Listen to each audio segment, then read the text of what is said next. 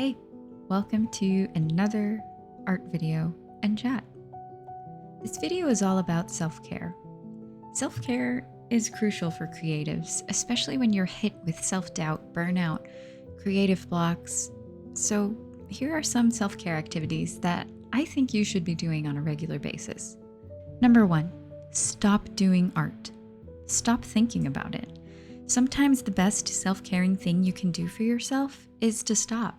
Take a break from creating or thinking about what you'll create next. Our brains, bodies, and hearts always need a break or space from the things we love most. It allows us to have space to breathe, think, and learn. Sometimes the creative process can get messy or overwhelming without us even realizing, and there are times when it can cause more harm than good.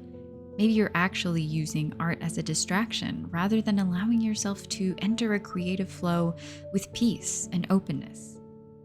Or maybe you're creating art for others or for deadlines and not actually creating the art you crave that's dying to get out of that beautiful brain. Not doing art for yourself can get heavy, and trust me, your creating time will always be there for you when you get back. Number 2, bake the cookies.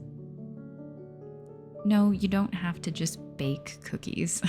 Another great self-care activity is baking or cooking a favorite dish, or getting a favorite takeout meal.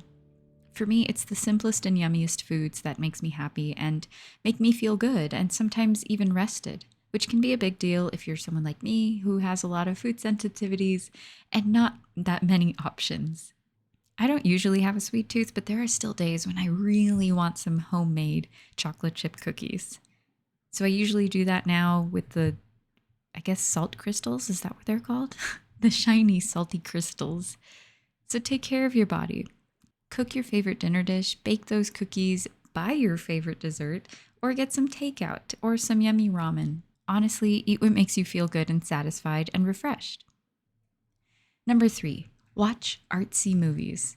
As a creative, I personally think it's important to be mindful of what we're putting into our brains. Think about it. It's like feeding your creativity. For me, it's artsy movies with beautiful views and music. Okay, this is for free, but please, if you're a creative and have never seen a Studio Ghibli movie, I don't know how you've been a creative for this long. For real, Studio Ghibli movies are a great example of an artsy movie to watch on a self-care day. They're also always great content for your brain. The music, the views, the stories, the overall vibes. So if you haven't watched one yet, do yourself a favor, stop what you're doing after this video, have a self-care day and watch one. Okay, Studio Ghibli plug is done. Now, just because you're creative doesn't mean all your self-care has to be artsy. Just give yourself a break. Make some popcorn, watch your favorite non-artsy movie, watch some classics, watch a dumb movie. And if you're not into films, read a book, listen to an audiobook, listen to music.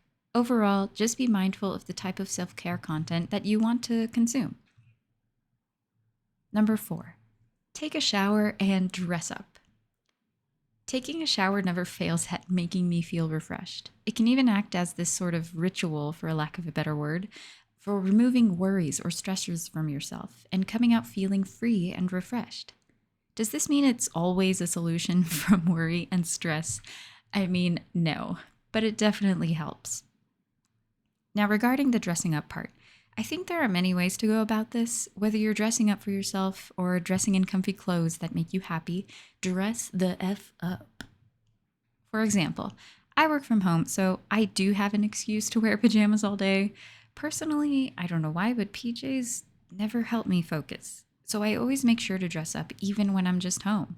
For me, it's my comfy ripped jeans, Converse, and t-shirt that can help me feel refreshed, productive, and confident. Because something I've learned specifically about myself is that I have a better day when I'm feeling confident, even if I'm not going out. Self-care is for you, so dress up for you. And if it's PJs, do it. Number 5, writing. Whether it's an abstract word art prompt, writing in a diary, or just writing out your feelings, take some time to write things out. You don't have to be a good writer to write in this specific context. Words are definitely not my forte, but I still journal as much as I can. I write down my wacky dreams. I write down painting ideas, teaching ideas, creative content ideas. Sometimes writing can be such a therapeutic form of self care and reflection and self awareness. Whenever you sit down to write, you get the chance to hang out with yourself. It's a time of just not self care, but also self reflection. If you've watched some of my content before, you may have heard me talk about mindfulness. I still strongly believe that mindfulness and being self aware are so key to being a creative. It helps you grow and learn about yourself in so many areas of life, but especially for creatives searching for their style. Being self reflective, mindful, and self aware help you find your style.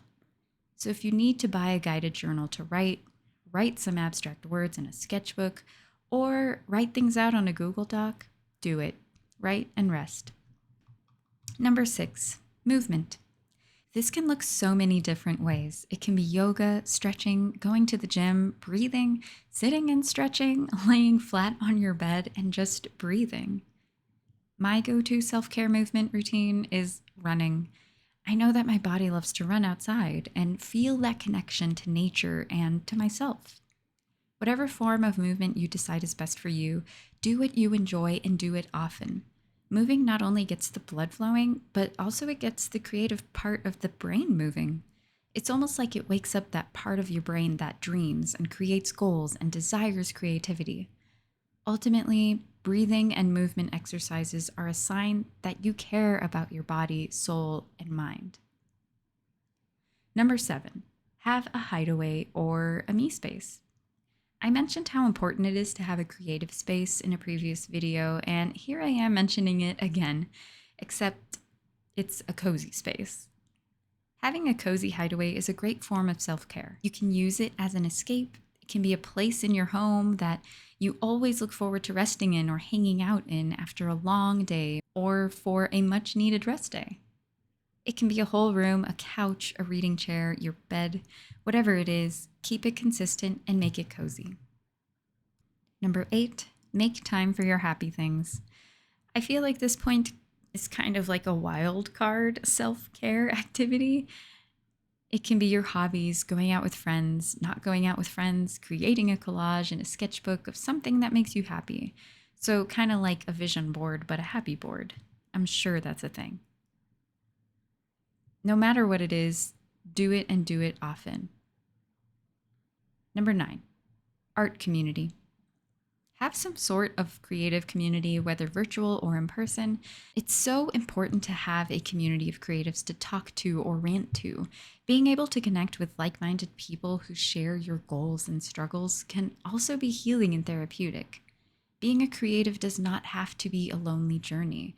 Working with other artists or creatives, if you're feeling up for it, can also be a great way to gain new perspectives, learn new techniques, and create something truly unique. So find a community and stay connected if you want to. Number 10, get outside. Maybe I saved the best for last, in my opinion. Nature and getting outside can do wonders for your mental and physical health. I'm not a doctor or a scientist, but from what I've read and understood as someone who has a lot of anxiety, the sights and sounds of nature can help alleviate anxiety and stress. If you can't get out in nature, sit on your porch, open a window, go for a walk in your neighborhood, explore a town or main street nearby. Staying inside can be helpful for self-care. But if you're like me and need to get outside sometimes, do it. Get outside. Let me know if any of these resonated with you, and also let me know what you do for your own self-care routine. But before we end, I did want to talk about what this painting means. This painting is probably the one that gets asked the most. What does this painting mean? Who's the lady? Why are the tears colorful? To me, this painting is a reflection of those who are called emotional and sensitive or dramatic and too much. The person's tears are made of thread, so they're fake tears. And the colors symbolize love that has no boundaries. And that's pretty much it. It doesn't really have that deep of a meaning. I mean, to me, it's pretty deep, I guess, because it's relatable.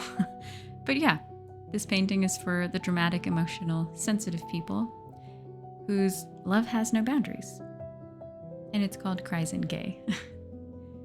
Thanks again so much for watching and listening. I hope you enjoyed the time lapse and self-care rant, and I hope to see you next time.